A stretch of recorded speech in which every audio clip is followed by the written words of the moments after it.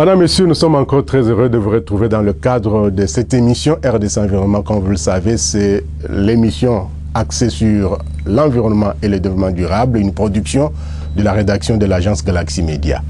Ouverture ce mercredi 18 mai 2022 à Kinshasa de l'atelier sous-régional de lancement et de planification du projet Partenariat pour les peuples, la nature et le climat.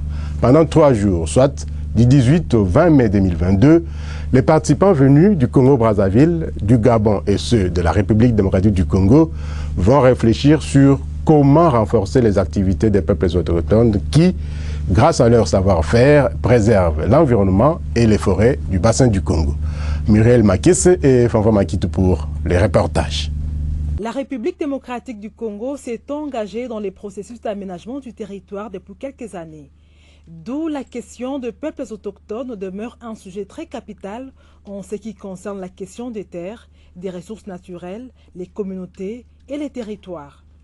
C'est la raison d'être de cet atelier sous-régional de 3 jours au cours duquel les participants venus du Gabon, de la République du Congo, du Cameroun et ceux du Congo-Kinshasa échangent sur la question des droits fonciers et la conservation à l'échelle locale pour atteindre les objectifs mondiaux en matière de conservation, des climats et de développement dans les bassins du Congo.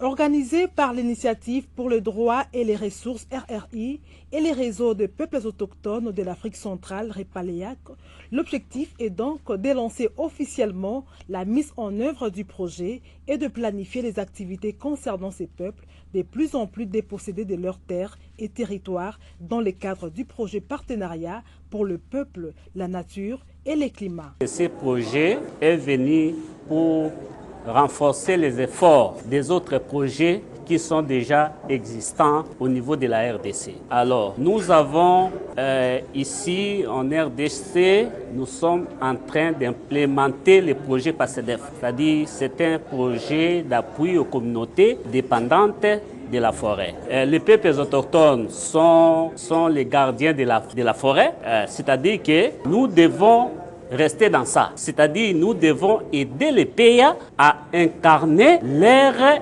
connaissances liées à la gestion durable des ressources naturelles. Alors, raison pour laquelle, comme nous avions déjà participé à la signature de l'accord de Paris par rapport au changement climatique, alors par conséquent, raison pour laquelle nous avons aussi participé à la réalisation des plans d'investissement RED+. Les types de projets financés par l'initiative comprendront un plaidoyer ciblé pour des réformes juridiques et politiques informées par les cadres d'opportunités des RRI pour améliorer l'environnement favorable à la sécurité et à la prospérité des droits fonciers des communautés. Raison du renforcement des efforts des autres projets qui sont déjà existants au niveau de la RDC. La plateforme sous-régionale des organisations de peuples autochtones pour la gestion durable des forêts du bassin du Congo REPALEAC devrait jouer un rôle majeur dans la mise en œuvre du projet, a reconnu Joseph Itongwa, coordonnateur régional du REPALEAC. C'est un projet sous-régional qui appuiera la sécurisation des terres et territoires des peuples autochtones et aussi les communautés locales dans 3 pays du bassin du Congo, notamment la République démocratique du Congo, la République du Congo et le Gabon. L'objectif est de renforcer les droits territoriaux des peuples autochtones et pour que ces efforts puissent contribuer à des bénéfices au niveau mondial dans la lutte contre la crise climatique, mais aussi la perte de la biodiversité. Nous, en tant que REPALEAC, réseau des populations autochtones et locales pour la gestion durable des écosystèmes forestiers en Afrique centrale, nous sommes en partenariat dans ce projet avec les différentes organisations de la coalition RRI dans la sous-région, mais nous sommes aussi liés à l'Alliance globale pour les communautés territoriales, qui fait aussi partie de la coalition synergétique de 3 organisations qui bénéficient des fonds Bezos. Et le projet va contribuer aux résultats de ces cadres stratégiques et notamment à un de ces axes, l'axe relatif à la sécurisation des terres et territoires des peuples autochtones, pour deux objectifs opérationnels, notamment assurer la sécurité des territoires, c'est-à-dire avec ça nous devons tout faire pour travailler pour identifier les opportunités légales des réformes. Nous avons également des opportunités comme les forêts communautaires. Nous sommes aussi avec la réforme de l'aménagement du territoire qui aussi constitue une opportunité. Cela veut dire que les terres qui seront démarquées, identifiées des peuples autochtones dans beaucoup de différentes zones occupées par les peuples autochtones, il y a des potentialités forestières et qui sont protégées par les peuples autochtones et que nous avons estimé pendant les réformes que ces zones fassent partie des espaces et des plans provinciaux d'aménagement. Ces peuples sont marginalisés dont les droits ne sont connus légalement qu'à 10% seulement. Ainsi, ces projets permettra non seulement de renforcer les capacités des organisations locales des peuples autochtones et des communautés locales, mais aussi leur permettra de mieux réaliser leurs activités de conservation sur le terrain et de sécuriser leurs droits au niveau local à travers les plaidoyers. D'où l'importance du dit projet, a déclaré Solange Bandiaki-Badji, présidente et coordonnatrice de RRI. L'accord de Paris qui promouvoit la séquestration de carbone et aussi la lutte contre les changements climatiques. Et donc, en tant que coalition, nous nous sommes dit qu'il est important que dans cet accord, que les questions de droits des peuples autochtones et des communautés locales soient prises en compte. Il y a aussi l'accord sur la biodiversité à l'horizon 2030, où aussi il est important de montrer le rôle que les peuples autochtones et les communautés locales jouent dans la conservation de la biodiversité. En plus de ça, on s'est rendu compte aussi que malgré que les peuples autochtones, les communautés locales soient légitimement, ils ont la propriété sur leurs terres, mais ils ne sont pas reconnus légalement. Seulement 10% des communautés locales et peuples autochtones sont reconnus légalement dans le cadre de leurs droits sur le foncier. Donc on s'est dit que ce projet qu'on va lancer, ça va permettre non seulement de renforcer la capacité des organisations locales, des peuples autochtones et des communautés locales, mais aussi ça va leur permettre de mieux faire leurs activités de conservation sur le terrain. Ça va leur permettre de sécuriser leurs droits sur le terrain et aussi au niveau local au niveau national à travers les plaidoyers, mais aussi ça va leur permettre de voir comment s'engager dans les différentes réformes qui sont en cours. Par exemple, en RDC, il y a la réforme de l'aménagement du territoire, la réforme foncière, la réforme forestière. Donc, comment faire en sorte pour que toutes les nouvelles lois et politiques qui vont être développées considèrent, reconnaissent et respectent les droits des communautés locales et des peuples autochtones. En République démocratique du Congo, d'énormes opportunités sont offertes pour mettre en œuvre les droits communautaires, notamment la réforme foncière, principalement par le biais du nouveau système d'information foncière décentralisé, y compris le registre foncier au niveau communautaire, l'achèvement de la réforme de la planification de l'utilisation des terres. L'objectif du gouvernement est de placer 5 millions d'hectares de forêts sous la gestion entre 2023 et 2031.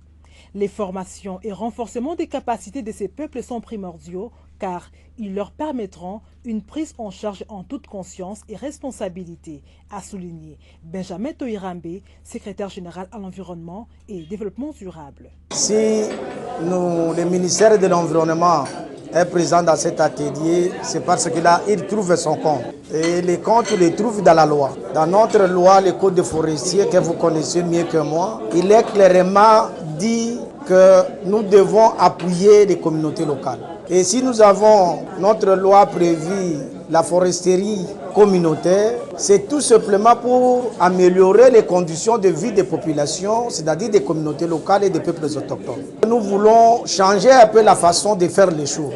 Nous prenons les peuples autochtones comme notre marchepied, notre fonds de commerce. Nous voulons aller chercher des moyens chez les bailleurs pour nos poches. Et le ministère de l'Environnement ne veut plus de ça. Le ministère de l'Environnement amène une nouvelle vision. Que quand vous voulez impliquer le peuple, que ce soit les peuples autochtones ou les communautés locales, dans les secteurs de forêt, il faut qu'il y ait changement et amélioration des conditions de vie de ces populations-là. L'identification stratégique et la planification des activités par pays et la production du plan de travail par pays sont les résultats attendus de cet atelier sous-régional du projet Partenariat pour le peuple, la nature et le climat. La vice-première ministre et ministre de l'Environnement et du Développement durable, Eve Bazaïba Massoudi, a participé tour à tour pour le compte de la RDC, d'abord à la 17e session du Forum des Nations Unies sur les forêts à New York, aux États-Unis d'Amérique. C'était lundi 9 mai 2022, puis à Copenhague, au Danemark, les 12 et 13 mai 2022, à la réunion ministérielle de préparation de la 27e conférence des parties à la Convention cadre des Nations Unies sur les changements climatiques, la COP27, qui est prévue en novembre de cette année à Sharm el-Sheikh, que nous sommes là en Égypte. À toutes ces rencontres, Eve Bazaïba Massoudi a porté haut la voix de la République démocratique du Congo. Suivez.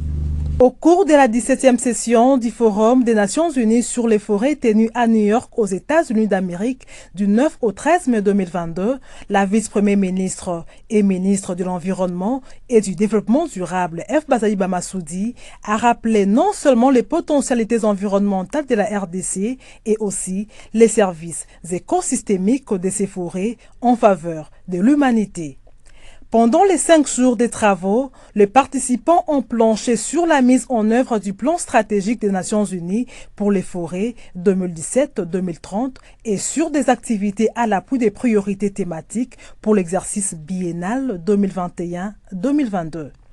C'était l'occasion pour Eve Bazaïba de relever les efforts entrepris par le gouvernement congolais pour assurer la gouvernance forestière de façon efficiente, comme c'est le cas de mesures prises dans l'assainissement du secteur forestier et qui ont pu sauver plus de 3 millions d'hectares de forêts, a signifié la patronne de l'environnement congolais.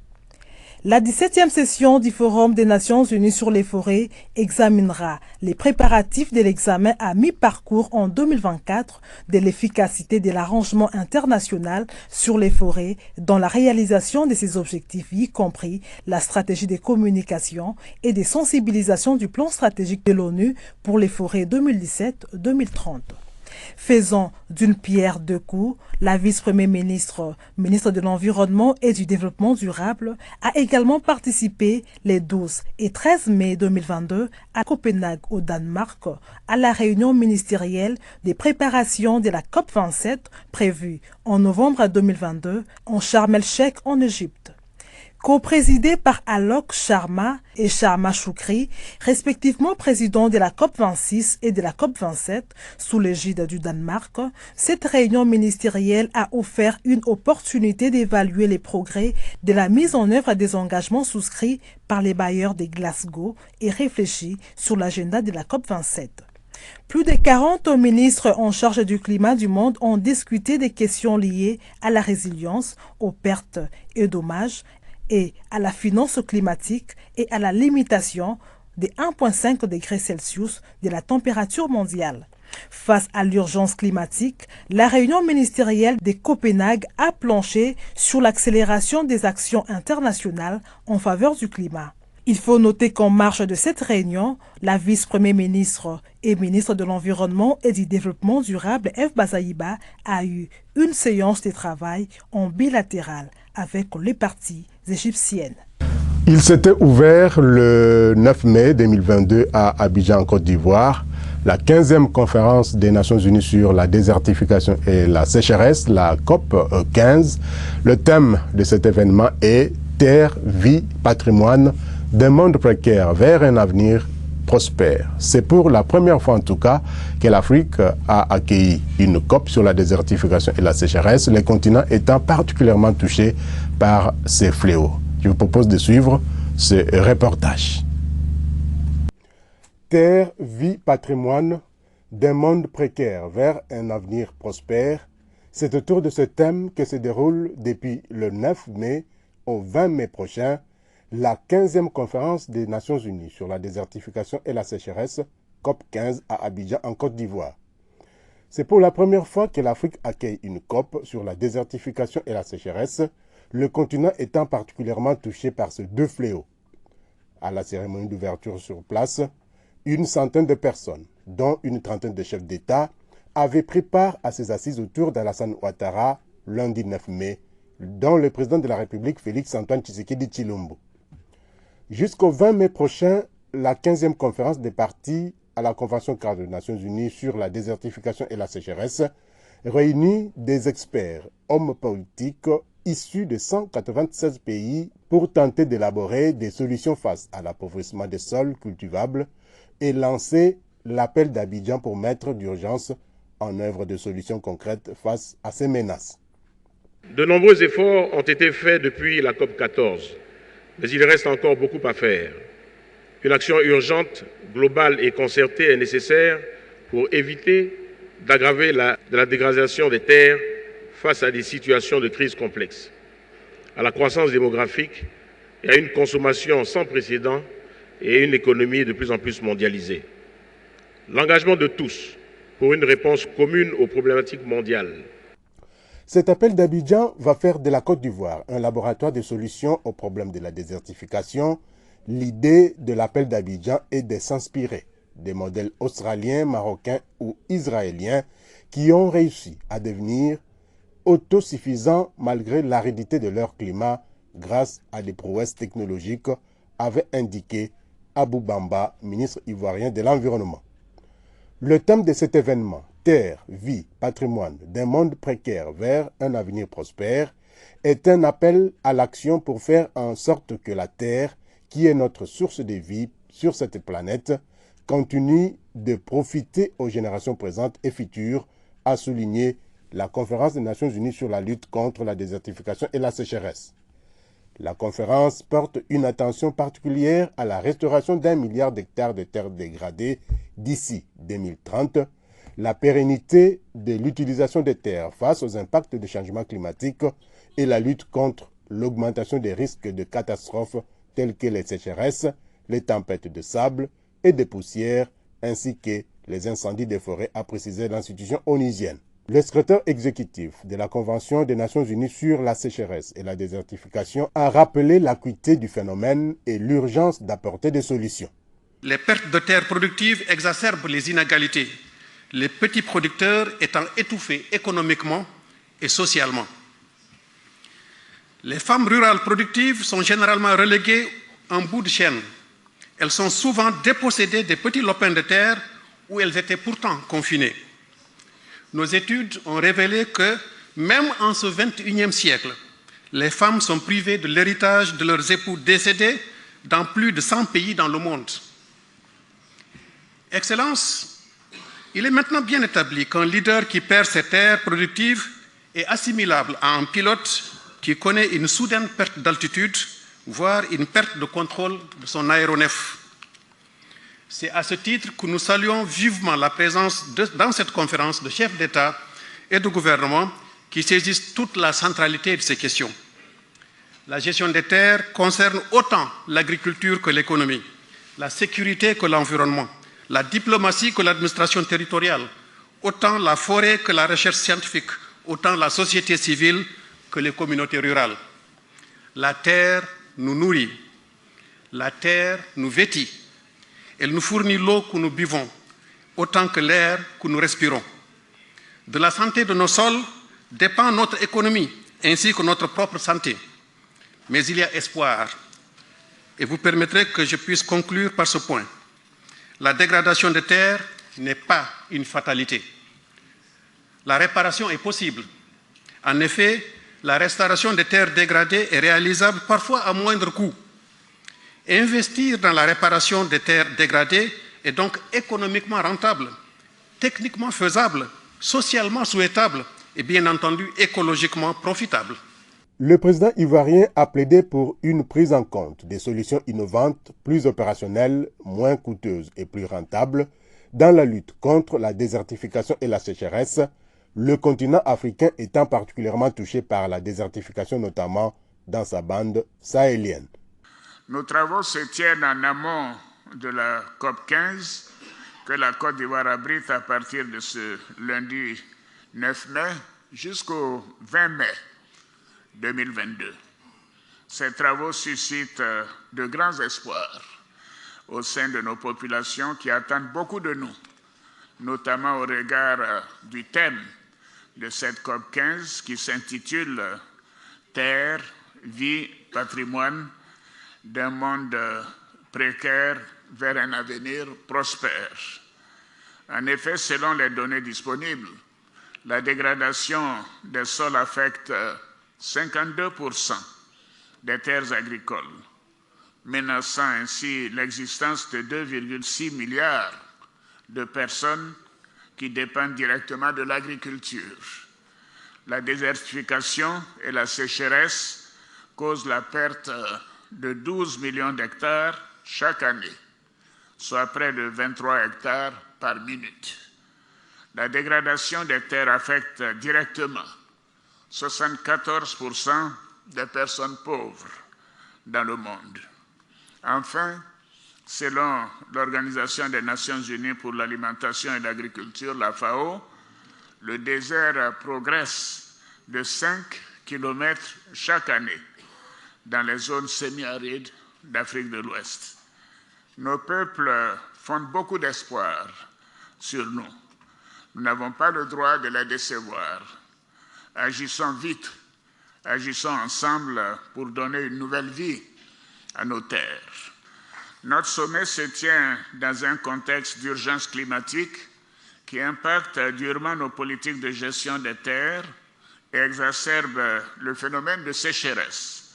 Il se tient également à un moment où nos économies sont fragilisées par les impacts de la COVID-19 et subissent de plein fouet les effets du drame qui se joue en Ukraine, avec son lot, bien sûr, de personnes tuées, de hausse des prix, des denrées alimentaires et de l'énergie. Notre sommet doit être celui de l'espoir, comme je l'ai dit tout au début, et de la mobilisation collective des États et des partenaires au développement en faveur des initiatives de restauration des terres et de reconstitution du patrimoine forestier de nos pays.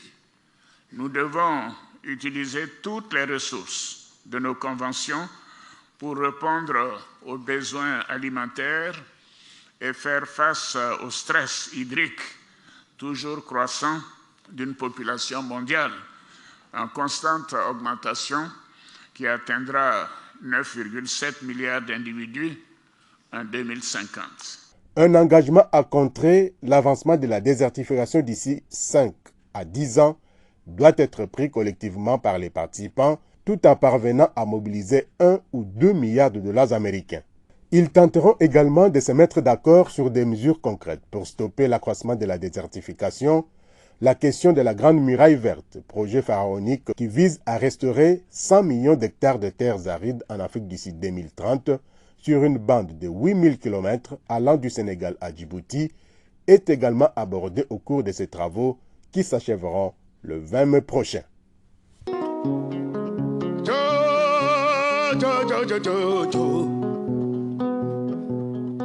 C'est la terre qui nous appelle au secours. Hey, COP 15 là, c'est la vie qui nous appelle au secours là-haut. C'est la terre qui crie au secours, au secours.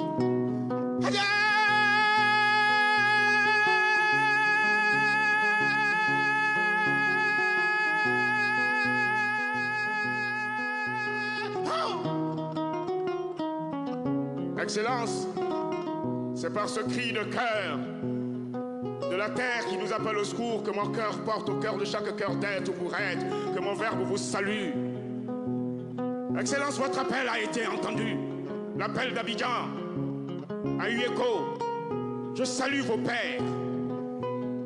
Vox Populi, Vox Dei, ils portent la voix du peuple, c'est la voix de Dieu, dit-on. Salut à vous, travailleurs inlassables, à donner de l'espoir à la vie de nos populations, à donner vie à l'espoir de nos populations. Vous êtes bénéfiques à la vie, alors la vie vous sera bénéfique. Au-delà de la vie, le maître de la vie, celui dont le sol n'en suffit, donnez-lui le nom que vous voulez. Dieu vous sera reconnaissant. Moi, ma parole est trop petite qui s'incline devant la grandeur que vous êtes. Ma parole est trop petite qui s'incline devant la valeur que vous êtes. Ma parole est trop petite qui s'incline devant la valeur de la grandeur ou la grandeur de la valeur que vous êtes. C'est la vie qui vous est reconnaissante en réalité. Jay! Revenons ici au pays avec le Sénat, la chambre haute du Parlement congolais. Ils sont en tout cas les premiers gardiens et protecteurs des forêts congolaises. Ils, ce sont les peuples autochtones pygmées, PAP. Cette catégorie de la population congolaise est marginalisée et même abandonnée à son triste sort. Elle a donc besoin de protection et de promotion de ses droits. Et depuis plusieurs années, la loi portant promotion et protection des droits des peuples autochtones pygmées a moisi dans les tiroirs du Parlement congolais. Mais cette loi est en tout cas sur la voie d'être adoptée et promulguée. Présentement, elle se trouve au niveau du Sénat où elle a été débattue dernièrement. Retour sur ce reportage avec nos confrères d'Environews. Il s'est tenu dans la chambre haute du Parlement de la République démocratique du Congo, mardi 10 mai 2022, une plénière sur la proposition de loi portant promotion et protection des droits des peuples autochtones pygmées. Cette plénière, conduite par les présidents du Sénat, Modeste Bahati Lukwebo, a réuni 68 sénateurs sur 109. À l'issue de cette plénière, le Sénat a adopté à la majorité les rapports de la commission socio-culturelle ayant examiné cette loi à la satisfaction de ces peuples présents à cette plénière. Nous pensons que cette loi viendra panser les plaies, viendra mettre fin à ces injustices et viendra établir la justice en essayant de mettre en place cet équilibre sur le plan de la jouissance des droits, que ce soit sur le plan social, que ce soit sur le plan économique, que ce soit sur le plan politique, ainsi que sur le plan culturel. Cette communauté espère que cette loi va changer la perception que le reste du peuple congolais a à son égard. La République démocratique du Congo a des personnes qui maîtrisent les contextes sur les questions des peuples autochtones et qui ont justifié la pertinence de la loi. Nos attentes par rapport à cette loi, c'est lié à la sécurité de notre identité et le changement de la perception à notre égard en tant que peuple autochtone pygmée. Pour les organisations accompagnatrices de ces peuples, les débats au Sénat a démontré la nécessité de sensibiliser la population congolaise sur la situation des pygmées. On remarque effectivement que les personnes qui prennent la décision, qui légifèrent pour notre pays, sont déconnectées de la réalité. C'est une préoccupation qu'on va prendre en compte pour la suite de nos activités, diffuser plus largement, organiser peut-être des sessions d'échange et de discussions ouvertes avec les étudiants et également avec les législateurs pour que les questions urgentes comme ça des peuples autochtones, comme les questions de tenue foncière, les questions d'aménagement du territoire, soient comprises par tout le monde et plus facilement qu'on voit les outils adoptés.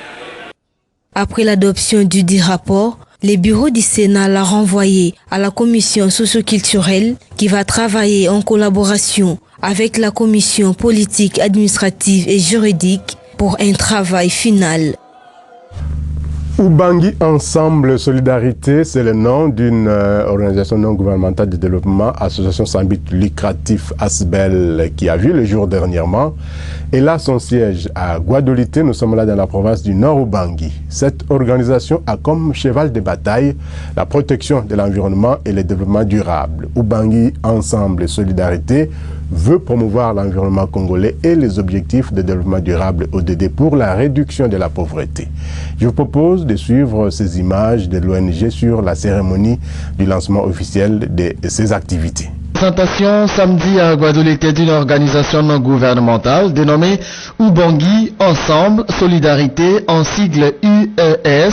Les cérémonies du lancement de cette ONG ont eu lieu dans l'enceinte du jardin zoologique et botanique de la ville de Guadolité en présence de cadres scientifiques et techniques du jardin. Le représentant de cette ONG, Dr Pierre Boizibou Ekassa, avait à cette occasion circonscrit son mot autour de 3 points essentiels: les remerciements, les objectifs de cette ONG et les choix du jardin zoologique et botanique de la ville de Guadeloupe en tant que partenaire de l'ONG Ubangui Ensemble Solidarité UES. Il parle ici du pourquoi du choix de ces partenariats.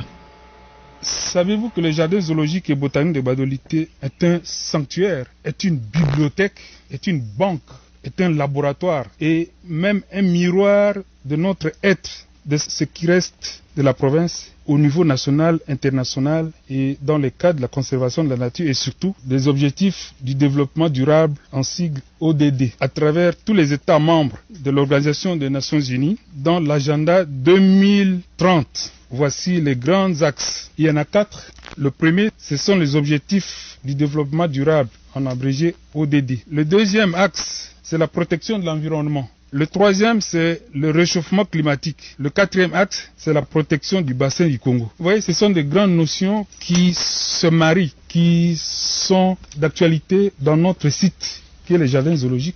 Bien que, comme je l'ai dit, il est abandonné, même par ses tutelles au niveau de l'État congolais. Mais face à ces enjeux, nous sommes obligés d'apporter un plus. L'USASBEL et le jardin zoologique de botanique de Guadeloupe trouvent une place de choix parce qu'il répond aux 4 domaines ou 4 piliers que j'ai cités plus haut. Nous, USASBEL, nous allons faire un plaidoyer auprès des organismes nationaux et internationaux de vous faire bénéficier de cet appui. Faciliter le jumelage entre l'Institut des jardins zoologiques et botaniques de Bado avec d'autres institutions qui s'occupent des jardins zoologiques et botaniques pour que vous bénéficiez de leur apport, de leur appui. Nous allons organiser le renforcement des capacités des agents. Nous allons réhabiliter les sites, notamment dans le reboisement, dans le repeuplement de la faune et de la flore. Et comme résultat que nous attendons de ces activités de vous, lorsque nous allons travailler ensemble, le jardin zoologique et botanique va effectivement contribuer aux objectifs du développement durable et va répondre à l'agenda de 2030 qui est vraiment perçu au niveau national, international des pays signataires dont la RDC. Nous allons, en plus de ça, obtenir comme résultat, nous allons lutter contre la faim, parce que nous allons diversifier les activités au niveau du jardin. Nous allons essayer de le rendre plus accessible à la population et ça peut diminuer tant soit peu la pauvreté et pourquoi pas la faim. Nous allons contribuer en même temps, avec ces efforts-là avec vous, nous allons contribuer à la lutte contre le changement climatique et en même temps lutter contre le sous-développement. Le travail que nous allons faire d'une façon globale, donc la protection de l'environnement.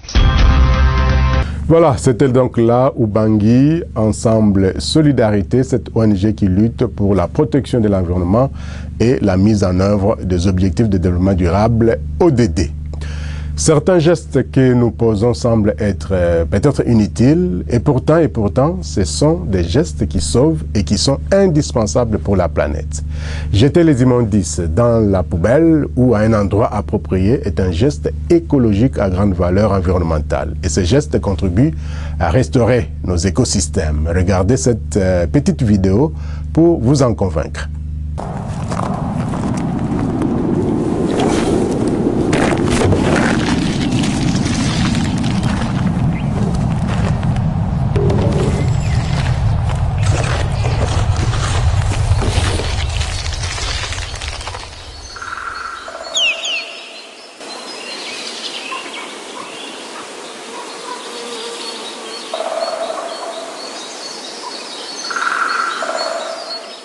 Voilà, chacun de nous est donc appelé à poser des gestes utiles pour notre environnement et ses écosystèmes, et cela permettra de continuer à vivre dans un environnement à la fois sain et dépourvu des immondices et de toute pollution.